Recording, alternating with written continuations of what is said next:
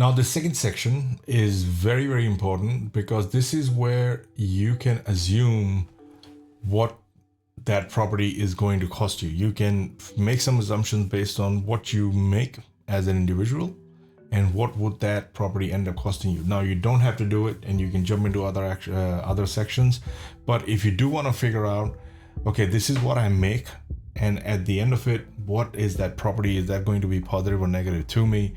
And then you can figure those things out, and we leave it totally open so that it basically does all the calculation based on what you enter in these sections. For example, let's start with gross income. Let's say you make 180,000 a year.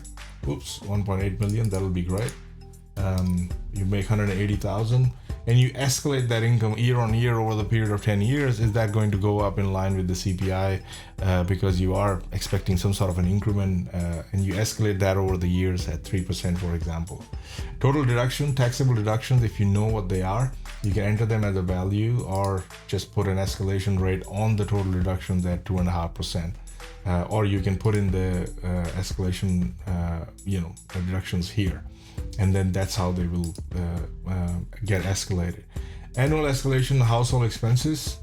So whatever household expenses are, they are also going to go up in line with that, in line with the with your income, in line with the inflation rate, in line with your CPI and so on. So what that going to be? So if it's 5% and your income is only increasing by 3%, you got to curb some expenses.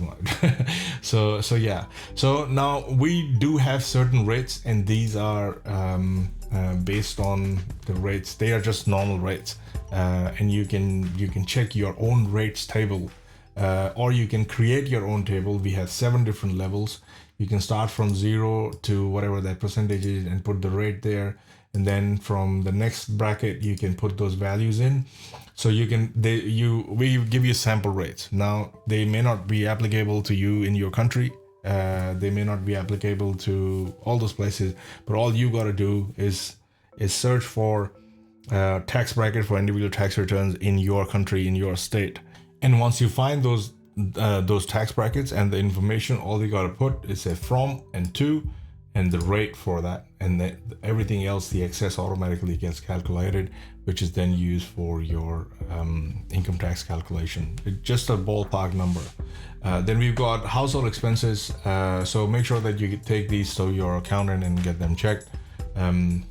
But it is there for you to figure out what a property is going to cost you.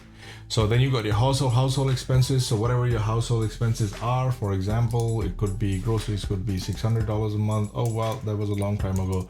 Let's say now they are $1,000 a month. You spend $1,500 in insurance. You've got utilities per month. Now this is per month and this is annual. So whatever you put in the details, it'll automatically get calculated, but they will only get calculated as you do. So I'm just going to put certain things, and I'll just put miscellaneous. I'll put maybe, I don't know, 15, maybe $6,000, something like that, and then press my save and refresh, and you'll see that these calculations will automatically start getting updated, and you'll know that, okay, this is your annual, this is your monthly expense. Okay, that came out to be too much. So let's change that to 0. So now it looks much better because I've changed a few of them to 0 and just kept the 84,000, and you can change that based on your monthly assumptions, and you'll see that this is equal to the annual escalation, your rates over here.